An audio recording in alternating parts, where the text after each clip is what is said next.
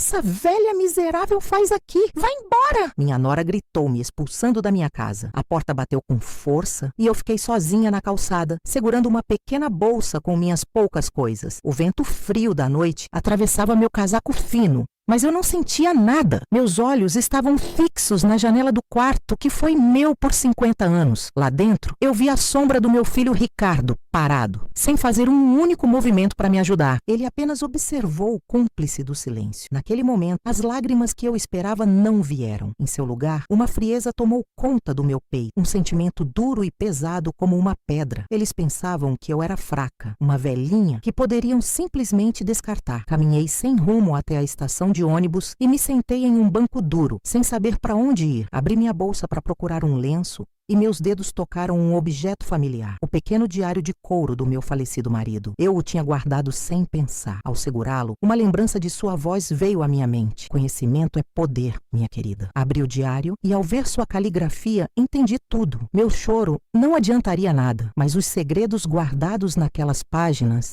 eles seriam a minha vingança. Uma vingança que eu serviria lentamente. Um prato muito frio. A justiça seria feita, não por um juiz, mas por mim. Passei a noite naquela pensão simples, lendo o diário sob a luz fraca. Cada página revelava um segredo sujo do meu filho. Não era apenas sobre dinheiro, era sobre mentiras que destruíram outras famílias. Eu não era mais uma vítima. Com aquelas anotações em mãos, eu me tornei a caçadora. E eles, a minha presa. A primeira visita. Antes de continuar a minha história de vingança, inscreva-se no canal para não perder nenhum detalhe desta jornada. Ative as notificações para ser avisado de cada novo episódio desta revelação chocante. Prepare-se para uma história que vai te prender. A manhã seguinte chegou sem cor. A luz que entrava pela janela fina da pensão não trazia calor, apenas mostrava a poeira dançando no ar. Eu não tinha dormido, mas não me sentia cansada. A dor da noite anterior tinha se transformado em um tipo de energia fria, uma clareza que eu não sentia há anos. Dobrei meu casaco fino com cuidado e o coloquei sobre a cadeira. Olhei meu reflexo no espelho manchado do pequeno banheiro. O rosto que me encarava era de uma senhora, com rugas fundas e cabelos brancos, mas meus olhos eram diferentes. Eram duros, focados. A mulher frágil que foi jogada na rua havia ficado para trás naquela calçada. Agora, eu era apenas a guardiã das palavras do meu marido, a executora de uma justiça adiada. Peguei um dos pequenos cadernos que comprei na noite anterior e uma caneta. Com a letra um pouco trêmula, copiei uma página específica do diário. A data, os valores, os nomes, cada palavra era uma faca afiada. Guardei a cópia no bolso do casaco e o diário original de volta na minha bolsa, junto ao meu peito. Ele era meu escudo e minha arma. Eu sabia exatamente para onde ir. Não era para a casa de um advogado ou para a delegacia. Minha primeira parada seria em um lugar muito mais significativo. A primeira peça do meu jogo precisava ser movida com cuidado. Saí da pensão e caminhei pelas ruas da cidade, que eu conhecia como a palma da minha mão. Mas hoje eu não via as lojas ou as árvores. Eu via os fios invisíveis que conectavam as pessoas. As dívidas não pagas, as promessas quebradas. E meu filho, Ricardo, estava no centro de muitas dessas teias. Cheguei a uma pequena casa de portão baixo e pintura descascada. Era a casa de Helena, uma costureira que um dia teve a melhor loja de tecidos da região. Uma mulher que, como eu, tinha construído tudo com as próprias mãos. Bati no portão. Demorou um pouco, mas ela apareceu na porta, secando as mãos em um avental. Seus olhos estavam cansados, marcados por uma tristeza antiga. Ela não me reconheceu de imediato. Fazia anos que não nos víamos, desde que a amizade dela com nossa família se desfez em amargura e silêncio. Pois não? Ela disse com uma voz desconfiada. Eu dei um passo à frente. Helena, sou eu, Elsa, mãe do Ricardo. O nome do meu filho fez o rosto dela se fechar. Ela cruzou os braços, pronta para bater a porta na minha cara. Não tenho nada para falar com ninguém da sua família, ela disse, a voz cheia de mágoa. Eu sei, respondi com calma. E não vim defender meu filho. Vim lhe entregar uma coisa. Tirei o papel dobrado do meu bolso e estendi para ela. Isto pertence a você. É a verdade sobre como você perdeu sua loja. Meu falecido marido anotou tudo. A data em que Ricardo lhe pediu para assinar aqueles papéis, dizendo que era para expandir o negócio. O nome da empresa falsa para onde o dinheiro foi desviado. Está tudo aqui. Helena hesitou, olhando do meu rosto para o papel em minha mão. A curiosidade e a dor antiga lutavam em seus olhos. olhos. Finalmente, com os dedos trêmulos, ela pegou a folha. Enquanto ela lia, seu rosto mudou. A desconfiança deu lugar à surpresa, depois ao choque e, por fim, a uma raiva que parecia ter ficado adormecida por uma década. As lágrimas que brotaram em seus olhos não eram de tristeza, mas de fúria. Ela ergueu o olhar para mim, a folha de papel amassada em sua mão. Por que agora, Elsa? Por que depois de tanto tempo? Porque agora eu sei. Porque o que ele fez com você, ele fez comigo também, eu disse, e pela primeira vez, minha voz falhou um pouco. Eles me tiraram a minha casa. Me jogaram na rua como se eu fosse lixo. Um entendimento silencioso passou entre nós. Duas mulheres de mundos diferentes, unidas pela mesma traição. Ela não precisou dizer mais nada. Eu vi em seus olhos que a semente da vingança havia sido plantada em terra fértil. Eu não quero nada para mim, Helena. Eu continuei, minha voz firme outra vez. Só quero que ele pague pelo que fez. A todos nós. Virei-me e fui embora sem esperar uma resposta. Eu não precisava. Enquanto caminhava de volta pela rua, senti um peso sair dos meus ombros. A primeira pedra havia sido jogada, e eu sabia que as ondas que ela criaria seriam apenas o começo da tempestade. Meu filho e minha nora pensavam que tinham se livrado de uma velha inútil. Mal sabiam eles que tinham acabado de libertar a única pessoa que conhecia todos os seus segredos, e eu estava apenas começando. A segunda visita foi mais difícil de planejar. Helena era movida pela dor pessoal, uma ferida antiga que eu apenas precisei cutucar para que sangrasse de novo. O próximo alvo, no entanto, era um homem de negócios. Um homem que, segundo as anotações do meu marido, prezava o lucro e a reputação acima de tudo. Seu nome era Sérgio, e ele tinha sido o sócio do meu filho em seu primeiro grande empreendimento, uma construtora que prometia erguer prédios de luxo na parte nobre da cidade. O diário contava uma história diferente, uma de materiais de baixa qualidade, notas fiscais falsas e um desvio de dinheiro que levou a empresa à falência, deixando Sérgio com um nome sujo e uma dívida impagável, enquanto Ricardo saía ileso, com os bolsos cheios, culpando a crise econômica e a má administração do sócio. Passei o resto do dia na pequena biblioteca pública do bairro. Ninguém presta atenção em uma senhora lendo jornais antigos. Procurei por notícias da época, 10, talvez 12 anos atrás. Encontrei as manchetes. Construtora promissora declara falência. Empresário acusado de fraude. As fotos mostravam um Sérgio mais jovem, de ombros caídos, entrando no tribunal, e um Ricardo de terno com um ar de vítima, dando entrevistas sobre como havia sido traído por seu sócio de confiança. Meu estômago se revirou. Meu filho sempre teve esse dom, essa capacidade de parecer o ofendido, o inocente. Era uma arte que ele praticava desde criança, quando quebrava um vaso e culpava o vento. Descobri que Sérgio, depois de perder tudo, havia tentado se reerguer com uma pequena loja de materiais de construção nos arredores da cidade. Um lugar modesto, longe do luxo que ele um dia sonhou em construir. No dia seguinte, peguei um ônibus que chacoalhava por ruas esburacadas até chegar a um bairro industrial,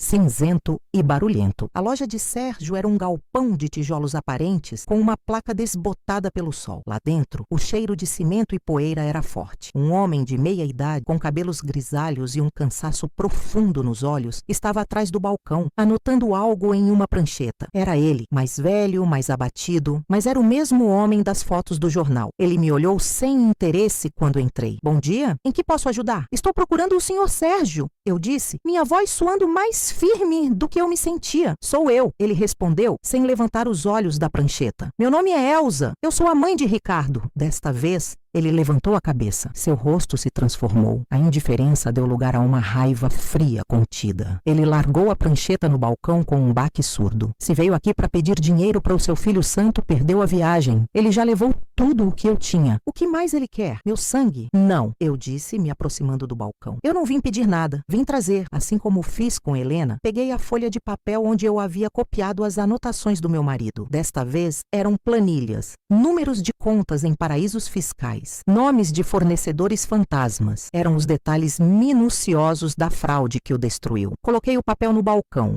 entre nós dois. Meu marido guardou isso. Ele era um homem meticuloso. Ele via coisas, ouvia coisas e anotava. Ele suspeitava do nosso filho, mas acho que nunca teve coragem de confrontá-lo. Ou talvez estivesse esperando o momento certo, um momento que, para ele, nunca chegou. Sérgio olhou para o papel, depois para mim, a desconfiança estampada em seu rosto. Isso é algum tipo de piada? Uma armadilha? Leia. Eu pedi. É a sua história, a verdadeira, a que ninguém quis ouvir na época. Ele pegou o papel com relutância. Seus olhos correram pelas linhas. Vi seus nós dos dedos ficarem brancos enquanto ele apertava a folha. Ele lia e relia, como se não pudesse acreditar no que via. Eram as provas que ele nunca teve, a arma que lhe faltou para lutar. O ar no galpão ficou pesado, carregado com o peso de uma década de injustiça. Onde você conseguiu isso? Ele gaguejou a voz rouca. Na casa de onde meu filho e minha nora me expulsaram há 2 dias, respondi sem emoção. Eles me deixaram com uma bolsa pequena. Por sorte, ou talvez por destino, o diário do meu marido estava dentro dela. Sérgio me encarou e pela primeira vez vi algo além da raiva em seus olhos. Vi um vislumbre do homem que ele era antes de ser quebrado. Um homem inteligente, ambicioso. A engrenagem em sua mente começou a girar. Eu podia quase ouvir. Ele não era como Helena, movida por uma dor do coração. Ele era movido por números, por estratégia. E eu tinha acabado de lhe dar o mapa do tesouro roubado. O que você quer em troca, Elsa? Ele perguntou, sua voz agora baixa e séria. Nada que o dinheiro possa comprar, eu disse. Eu quero que ele sinta o que é perder tudo. Quero que a torre de cartas que ele construiu com a desgraça dos outros desabe em cima da cabeça dele. Quero que ele olhe para o lado e não veja ninguém para ajudá-lo, assim como ele fez comigo. Ele assentiu lentamente, o papel ainda em sua mão. Isso muda tudo. Com isso, eu posso reabrir o caso. Posso processá-lo não só aqui, mas lá fora. Posso congelar as contas dele. Eu sei, eu disse simplesmente. Faça o que precisa ser feito, Sérgio. Por você, por todos que ele enganou. Dei as costas e saí do galpão. O barulho das máquinas da rua abafando o som do meu coração batendo forte. A segunda peça do tabuleiro havia sido movida. Uma era a paixão da vingança pessoal de Helena. A outra era a fria lógica da retaliação financeira de Sérgio. Elas viriam de direções diferentes, um ataque duplo que meu filho não esperaria. Voltei para a minha pensão. O quarto parecia menor a cada dia, mas também mais seguro. Era meu quartel-general, meu refúgio. Sentei-me na cama e abri o diário novamente. Havia mais nomes, mais histórias, mas eu sabia que a próxima jogada não poderia ser igual às outras. Atacar os negócios de Ricardo era uma coisa, mas e a minha nora? Marta, ela que gritou, ela que bateu a porta, ela que usava as joias que um dia foram minhas. Ela se sentia segura, intocável, a rainha do castelo que ajudou a roubar. Para ela, a vingança precisava ser diferente, precisava ser pessoal. Folheei o diário até encontrar as páginas que meu marido havia escrito sobre ela, logo depois que Ricardo a apresentou à família. Meu marido, com seu olhar quieto, via além dos sorrisos ensaiados e das roupas de grife. Ele tinha anotado suas observações. Marta vinha supostamente de uma família tradicional de outra cidade. Uma família com dinheiro antigo e boas conexões. Mas meu marido, desconfiado, tinha feito algumas ligações, pesquisado um pouco. As anotações eram curtas, mas devastadoras. A família tradicional era, na verdade, uma família com um histórico de pequenos golpes, que vivia de aparências e dívidas. O dinheiro antigo era uma mentira para pescar um bom partido para a filha. Marta não era a princesa que fingia ser. Ela era uma caçadora de fortunas, tão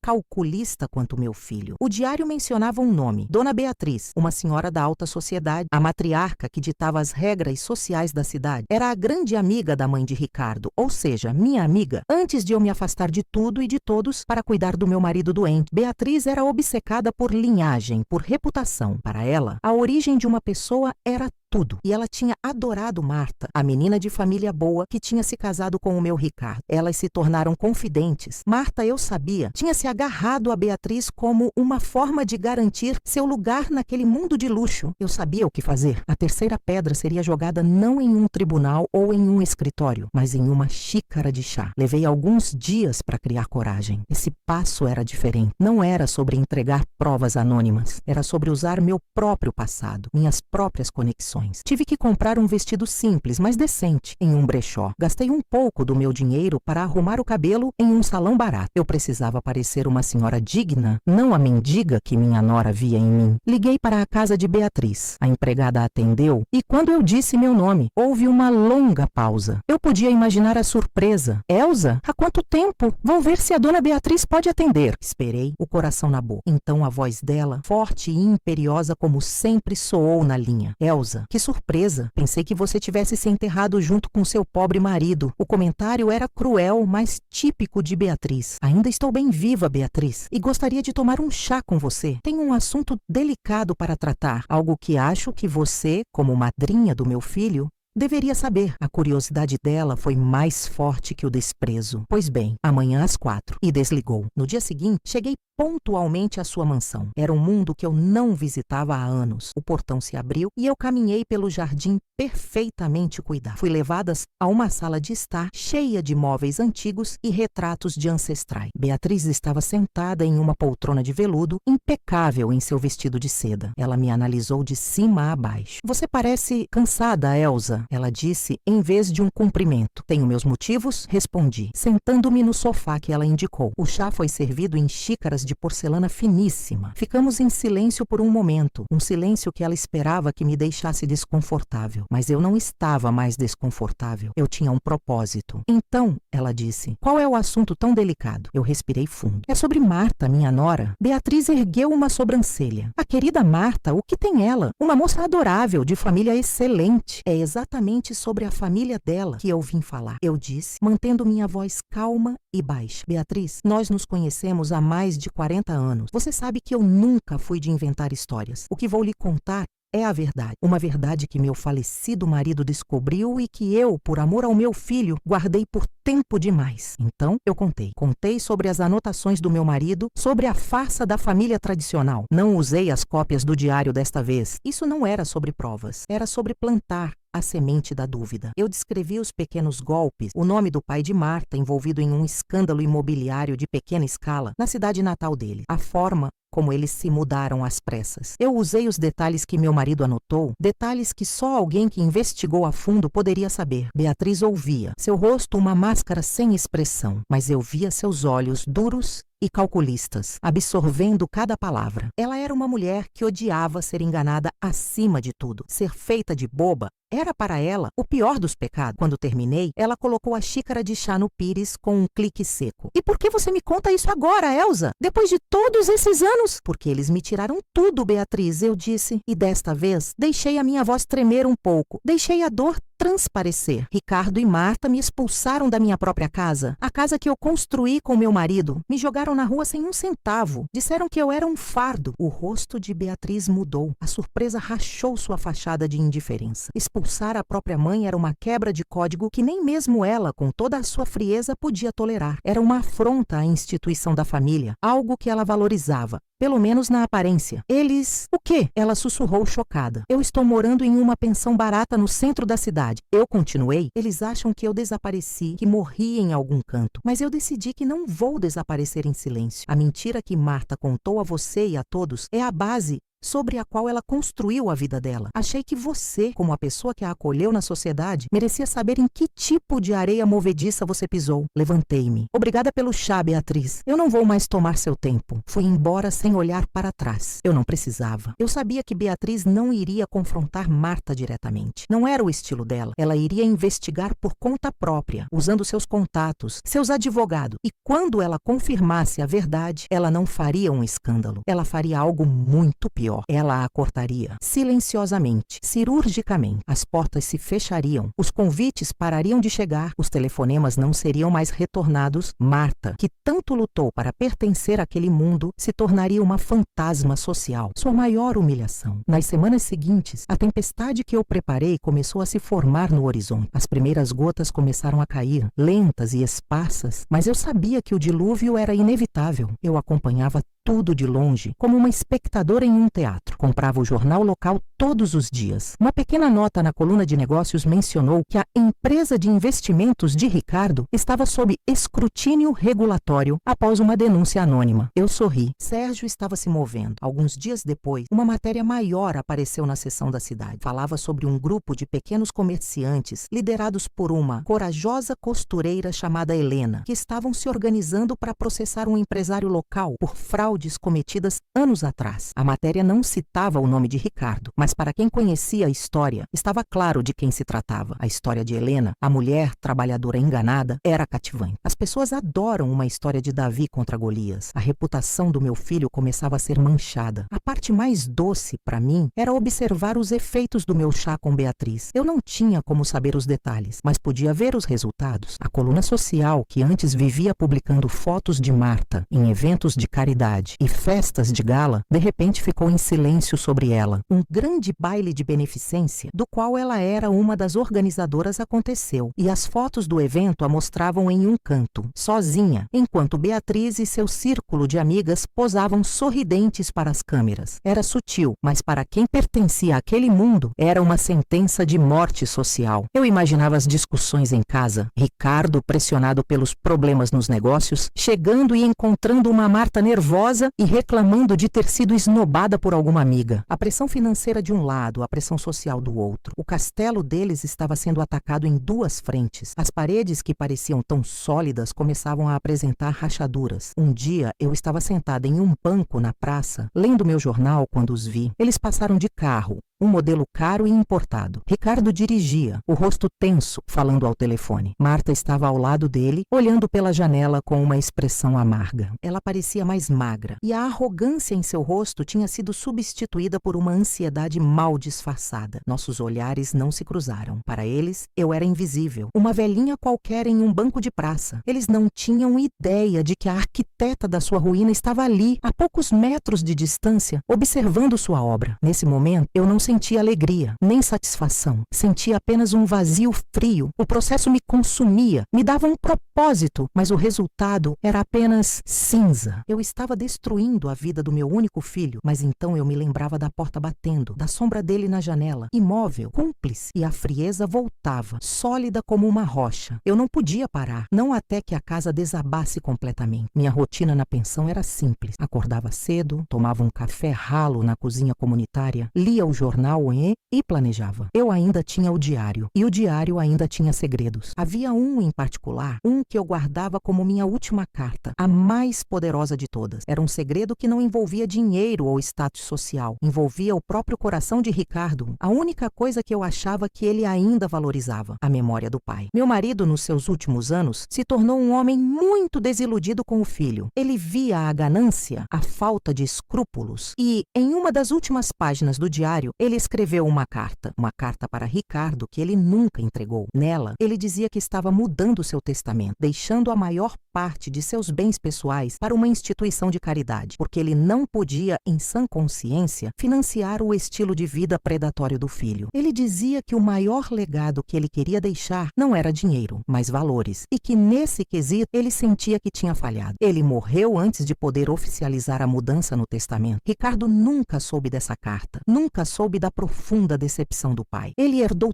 tudo e construiu seu império sobre a base desse dinheiro, sempre falando com orgulho de como estava honrando o legado de seu pai. Essa carta era a minha arma final. Destruir os negócios, a reputação e o casamento dele era uma coisa, mas destruir a imagem idealizada que ele tinha do pai, a única âncora moral que ele parecia ter, mesmo que de forma distorcida, isso o quebraria de uma forma que nenhuma falência poderia. Eu esperei. As semanas se transformaram em meses. As rachaduras na vida de Ricardo e Marta se tornaram fendas. O processo de Sérgio avançou e a justiça ordenou o bloqueio de parte dos bens de Ricardo. A ação de Helena e dos outros comerciantes ganhou a simpatia da mídia local e os jornais começaram a se referir a Ricardo como um tubarão dos negócios. Marta, completamente isolada socialmente, se tornou uma reclusa. Ouvi dizer, por meio de fofocas que apanhei na rua, que eles tinham colocado a casa à venda. A minha casa. A pressão estava funcionando. Eles estavam sangrando, mas ainda não estavam quebrados. Eu precisava do golpe final. O dia chegou de uma forma inesperada. Eu estava voltando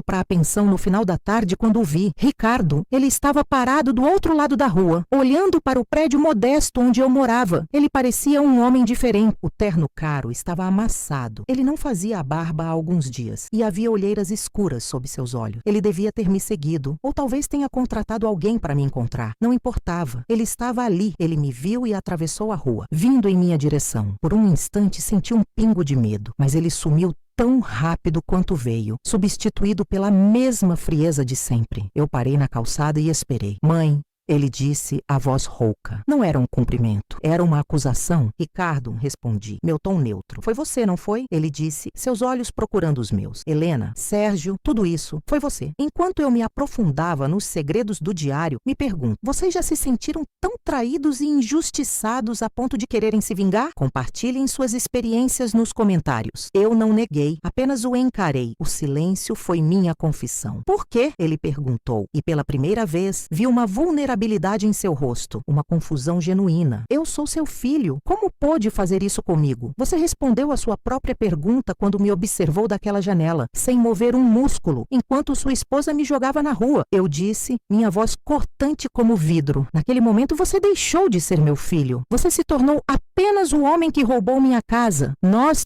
estávamos com problemas financeiros. Ele tentou se justificar. A casa era grande demais, os custos. Marta achou que... Não me fale de Marta. Eu o interrompi. Não me fale de problemas financeiros. Você construiu uma vida inteira sobre a ruína de outras pessoas. Você achou que nunca haveria consequências? Que todos nós, os que você pisou, simplesmente desapareceríamos? Ele passou as mãos pelo cabelo, um gesto de desespero. Você destruiu tudo. Minha empresa, meu nome, meu casamento. Marta me culpa por tudo. Ela diz que eu atraí essa desgraça. Ela quer o divórcio, quer metade do que eu não tenho mais. A ironia era quase poética. A caçadora de fortunas abandonando o barco quando a fortuna desapareceu. Você destruiu a si mesmo, Ricardo. Eu apenas entreguei os recibos. Eu disse. Ele deu um passo à frente, a voz baixando para um sussurro suplicante. Mãe, por favor, pare. O que mais você quer? Dinheiro? Eu posso arranjar. Eu vendo o que for preciso. Mas pare com isso. Você está me matando. Era a hora. A hora da última carta. Não é sobre dinheiro, eu disse, abrindo minha bolsa. Nunca foi. Tirei a cópia da carta do meu marido. O papel estava um pouco amarelado. Estendi para ele. Isto é o que eu quero. Quero que você leia. Ele pegou o papel com desconfiança, os olhos fixos em mim. Então, ele começou a ler. Eu observei cada músculo em seu rosto. Vi a confusão se transformar em choque. Vi seus lábios se entreabertos em descrença. Vi a cor sumir de seu rosto, deixando-o pálido como cera. Ele lia as palavras do pai, as palavras de decepção, de repúdio, a declaração de que ele, Ricardo, era uma falha, uma vergonha para o nome da família, o plano de deserdá-lo. Quando ele terminou de ler, o papel tremia em sua mão. Ele me olhou e os olhos dele estavam cheios de nada. Um vazio absoluto. Eu tinha conseguido. Eu não tinha apenas tirado seu dinheiro e seu status. Eu tinha tirado seu passado. Tinha reescrito a história sobre a qual ele baseava toda a sua identidade. O filho amado, o herdeiro orgulhoso. Tudo uma mentira. Meu pai, ele sussurrou, a voz quebrada. Ele me odiava. Não! Eu corrigi e minha voz, para minha surpresa, saiu mais suave. Ele não te odiava. Ele estava de coração partido. Ele via o que você estava se tornando e isso o matou por dentro, muito antes da doença o levar. Ele morreu de tristeza, Ricardo. Uma tristeza causada por você. Aquilo foi o golpe final. Ele se encolheu como se eu o tivesse atingido fisicamente. As lágrimas que eu nunca derramei naquela noite na calçada agora escorriam pelo rosto dele. Lágrimas de autocomiseração, de perda, de completa e total derrota. Ele não era mais um empresário poderoso.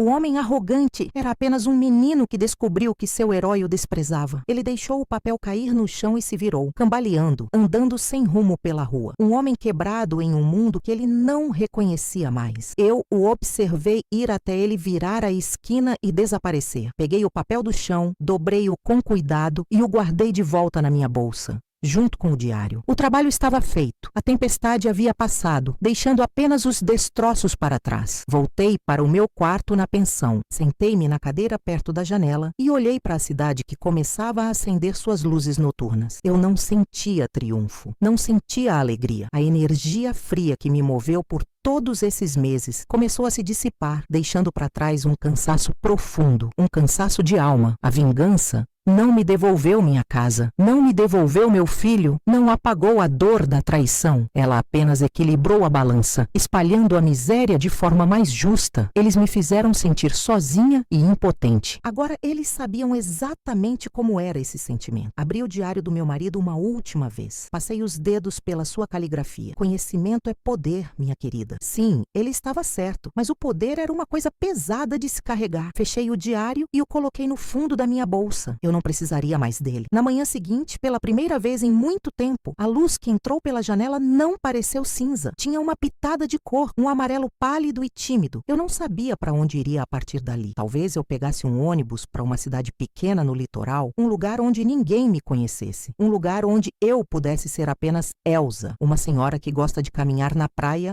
e ler livros. A mulher que foi jogada na rua havia morrido naquela calçada. A caçadora que nasceu em seu lugar tinha cumprido sua missão e também podia descansar. Agora, talvez, uma terceira mulher pudesse nascer, alguém que não vivia no passado, nem era consumida pelo futuro, mas que podia finalmente apenas viver o presente. Olhei para o meu reflexo no espelho manchado. As rugas ainda estavam lá, o cabelo ainda era branco, mas os olhos pareciam um pouco menos duros. Havia um espaço neles agora. Um espaço que um dia, quem sabe, poderia ser preenchido por algo parecido com a paz. A mala que eu fiz era pequena, quase ridícula. Continha as mesmas poucas roupas que eu tinha quando saí de casa, mas algumas peças baratas que comprei em um brechó. Não havia fotos nem lembranças. A única coisa de valor sentimental era o diário do meu marido, agora guardado no compartimento mais fundo da bolsa, como uma âncora para um navio que já não precisava mais dela. Na rodoviária, o barulho era enorme, pessoas correndo, alto-falantes anunciando partidas e chegadas, o cheiro de café requentado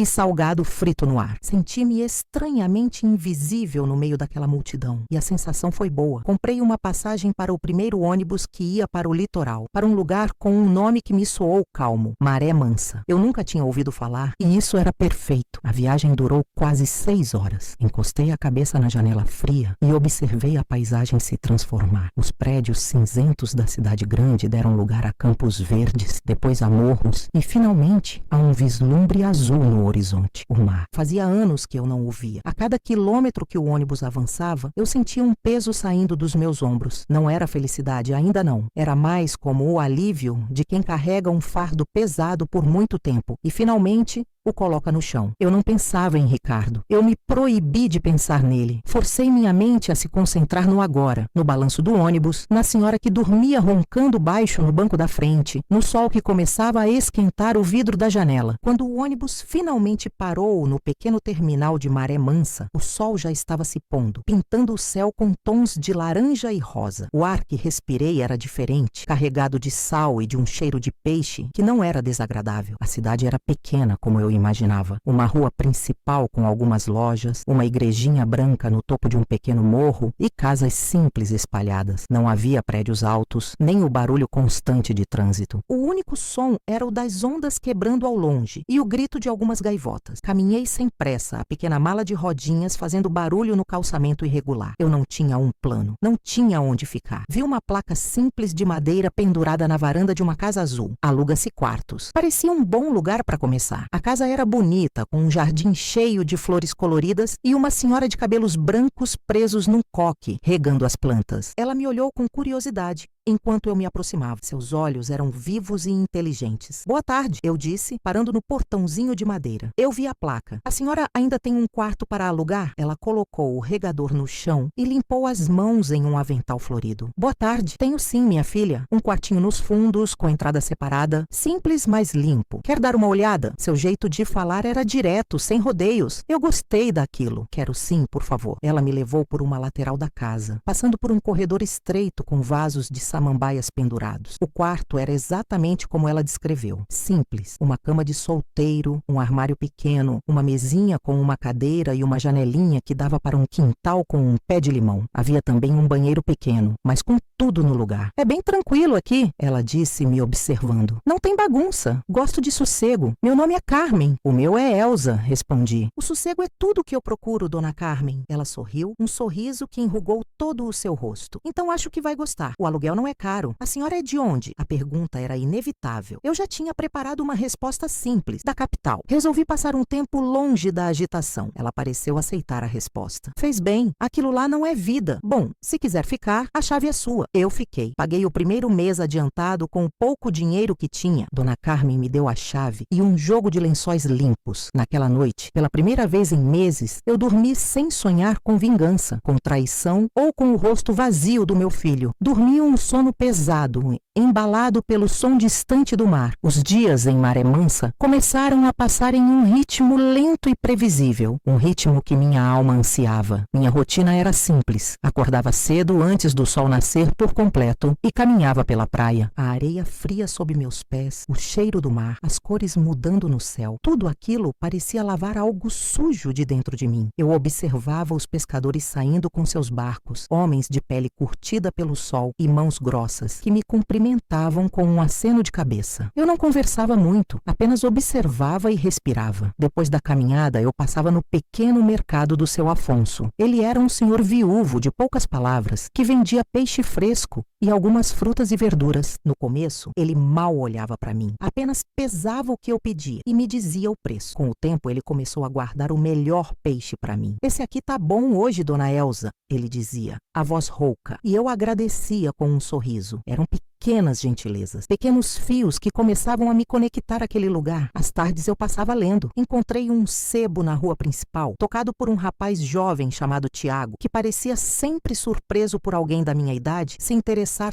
tanto por livros. Eu comprava romances antigos, histórias de vidas distantes da minha e me perdia naquelas páginas, sentada na cadeira de vime na pequena varanda do meu quarto. Dona Carmen, minha senhoria, era uma fonte constante de companhia, mesmo que à distância. Ela não era de invadir meu espaço, mas sempre que me via, puxava uma conversa. Falava do tempo, das fofocas da cidade, dos seus netos que moravam longe. Ela tinha uma curiosidade natural sobre o meu passado, mas nunca foi insistente. "A senhora não tem família, dona Elza?" ela perguntou um dia, enquanto me oferecia uma fatia de bolo de fubá. Meu coração deu um solavanco, mas minha voz saiu calma. "Tenho um filho, mas ele tem a vida dele. Vivemos distantes." "Ah, entendo", ela disse. E eu vi em seus olhos que ela não entendia, mas que era educada demais para continuar. "Filhos são assim mesmo. Criamos para o mundo. Às vezes o mundo os leva para longe demais." Aquelas palavras ditas com tanta simplicidade me atingiram de uma forma inesperada. Ela não fazia ideia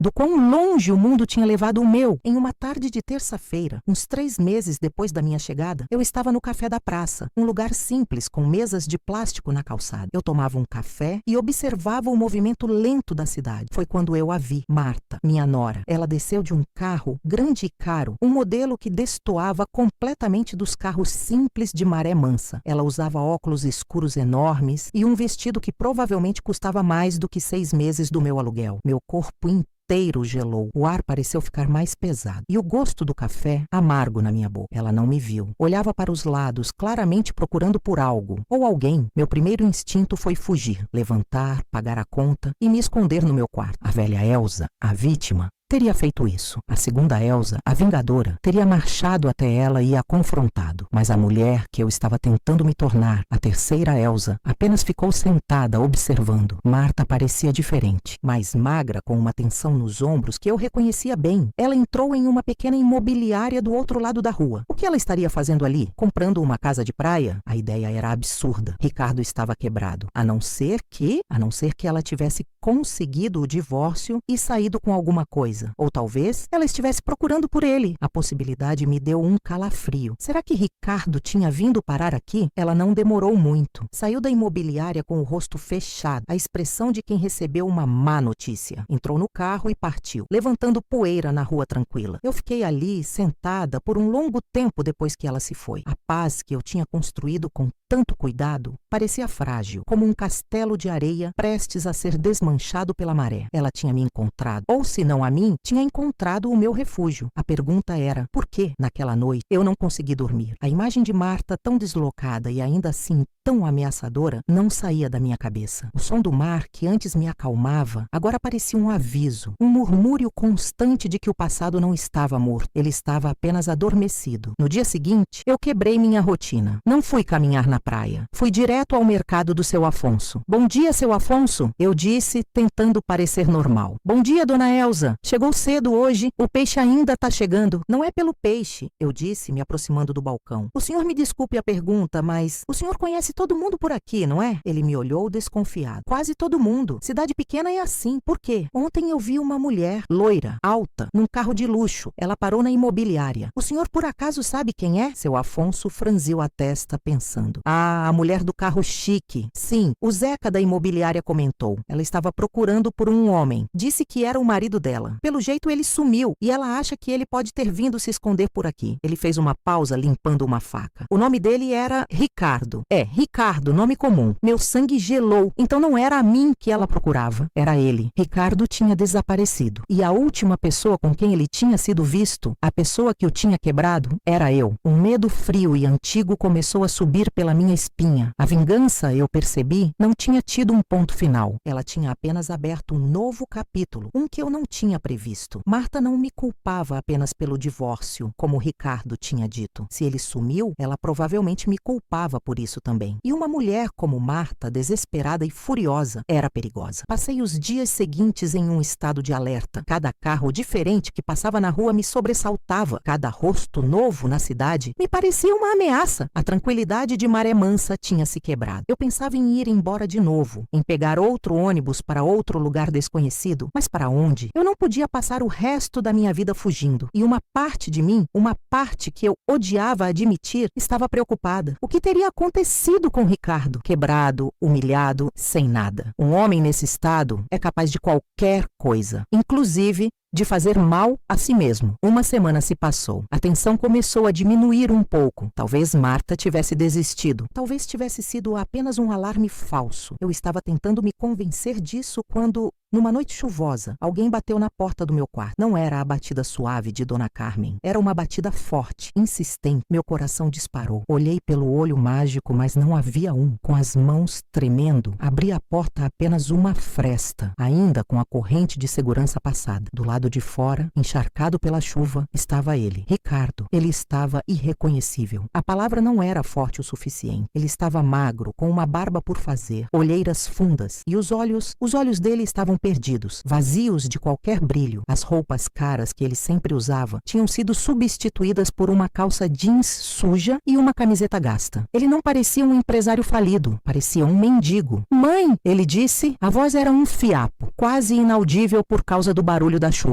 Eu fiquei parada, sem conseguir reagir. O choque era grande demais. O homem que eu tinha destruído estava ali, na minha porta. "O que você quer?" eu perguntei, e minha voz saiu mais dura do que eu pretendia. Eu não sabia para onde ir, ele gaguejou. Tremendo de frio ou de medo, eu não soube dizer. "Eu não tenho mais ninguém. Marta me pôs para fora de casa no mesmo dia. Cancelou meus cartões. Eu dormi na rua, mãe. Eu comi do lixo." Cada palavra era como uma facada. Aquilo não era parte do meu plano. A humilhação, sim. A perda do status, do dinheiro também. Mas aquela degradação completa, eu nunca quis aquilo. "Como você me achou?" perguntei, a corrente ainda travando a porta. "Eu não te achei. Eu vim pra cá, sem rumo. Peguei um ônibus qualquer, que nem a senhora. Eu queria sumir. Trabalhei umas semanas descarregando barco de pesca em troca de comida e um lugar para dormir no depósito. Aí eu ouvi umas mulheres conversando na padaria, falando da senhora nova da capital, que mora no quarto da Dona Carmen. Elas descreveram você. Eu não acreditei. Tive que vir ver." Ele olhou para mim e pela primeira vez desde aquela noite terrível, eu vi algo além do vazio em seus olhos. Eu vi desespero. Um desespero tão profundo que me assustou. "Por favor," ele sussurrou. "Me deixa só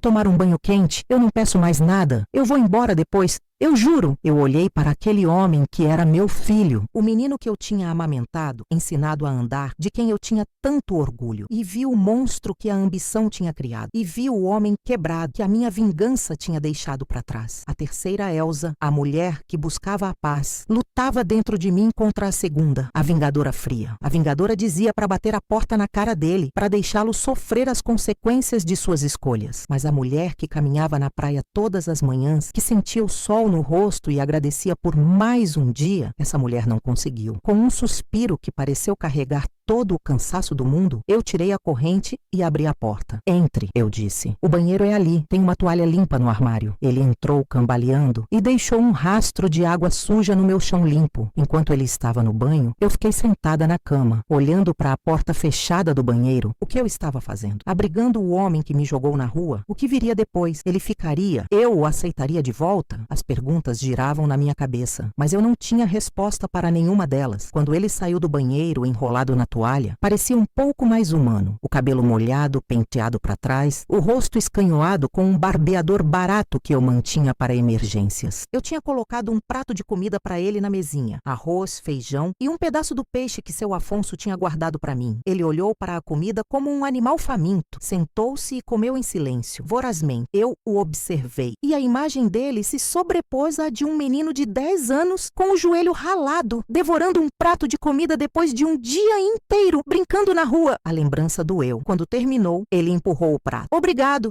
disse sem me olhar. Estava bom. Ficamos em silêncio por um tempo. A chuva batia na janela. Marta esteve aqui, eu disse por fim. Ele levantou a cabeça bruscamente, os olhos arregalados de pânico. Aqui? Quando? Semana passada ela estava te procurando. Ele passou as mãos pelo rosto. Eu sabia. Ela não vai me deixar em paz. Ela acha que eu escondi algum dinheiro. Mas não tem nada, mãe. Eu juro. Não sobrou nada. O que você vai fazer? Perguntei. Ele deu de ombros um gesto de derrota total. Eu não sei. Talvez ir para mais longe, para o interior, tentar arrumar um trabalho em alguma fazenda, qualquer coisa. Ele olhou ao redor do meu quarto simples, para a cama arrumada, os poucos livros na mesinha, a janela que dava para o pé de limão. Você parece bem aqui, ele disse a voz baixa. Eu estou em paz, respondi. Ou estava. A acusação na minha voz era clara. Ele baixou os olhos envergonhado. Eu sei. Eu não devia ter vindo. Eu sinto muito. Eu vou embora de manhã antes de o sol nascer. Você nunca mais vai me ver. E para onde você vai, Ricardo? Fugir para sempre? É a única coisa que eu sei fazer agora. Ele respondeu amargurado. Naquela noite eu o deixei dormir na minha cama. Eu me ajeitei na cadeira de Vime com um cobertor sobre as pernas. Eu não conseguia dormir ao lado dele. A distância entre nós era grande demais. Fiquei a noite toda acordada, ouvindo sua respiração, pensando em como a vida podia dar voltas tão cruéis. Eu tinha vencido, tinha conseguido tudo o que queria, tinha destruído o mundo dele, assim como ele destruiu o meu, e ali estávamos nós, dois destroços da mesma tempestade, dividindo um quarto alugado em uma cidadezinha esquecida. E pela primeira vez, eu entendi o verdadeiro preço da minha vingança. Ela não tinha me libertado, tinha apenas me acorrentado a ele de uma forma diferente, mais profunda e mais triste. Antes de o dia clarear, ele se levantou, vestiu as roupas que eu tinha lavado e deixado para secar perto da janela. Elas ainda estavam um pouco úmidas. Ele não disse nada, apenas calçou os sapatos velhos. Quando chegou na porta, ele parou e se virou para mim. Mãe, ele começou, mas a voz falhou. Ele engoliu em seco. Obrigado pela comida. Era tão pouco, tão patético, mas era tudo o que ele tinha para oferecer. Eu me levantei da cadeira, o corpo todo doído, fui até a minha bolsa, peguei o pouco dinheiro que me restava, deixando apenas o suficiente para pagar o aluguel do próximo mês. Estendi as notas para ele. Pegue, eu disse, para você recomeçar, longe daqui e longe dela. Ele olhou para o dinheiro, depois para mim, os olhos cheios de uma emoção que eu não conseguia decifrar. Eu não posso aceitar. Pode e vai, eu insisti. Não é um presente, é um bilhete de partida. Vá para algum lugar onde ninguém te conheça. Arranje um trabalho honesto, Ricardo. Um trabalho que te suje as mãos. Talvez assim você se lembre do homem que seu pai queria que você fosse. Ele hesitou, mas por fim pegou o dinheiro. Seus dedos roçaram os meus e o contato foi como um pequeno choque. Ele não me abraçou, não pediu perdão, apenas acenou com a cabeça, um movimento curto e rápido, e saiu pela porta, desaparecendo na névoa cinzenta da madrugada. Eu fechei a porta e a tranquei, encostei a testa na madeira fria e respirei fundo. O cheiro dele ainda estava no quarto, o cheiro de chuva, de desespero e de uma vaga lembrança de sabonete barato. Eu não me sentia aliviada, não me sentia triste, sentia-me vazia, completamente esvaziada. Fui até a janela e observei o dia nascer. As cores tímidas no horizonte pareciam zombar do cinza que estava dentro de mim. A terceira Elsa, a mulher que busca a paz, tinha sido posta à prova. E ela não tinha fugido. Tinha enfrentado o fantasma. Tinha lhe dado comida, um teto e um caminho para seguir em frente. Talvez a paz não fosse a ausência de problemas. Talvez fosse a força para lidar com eles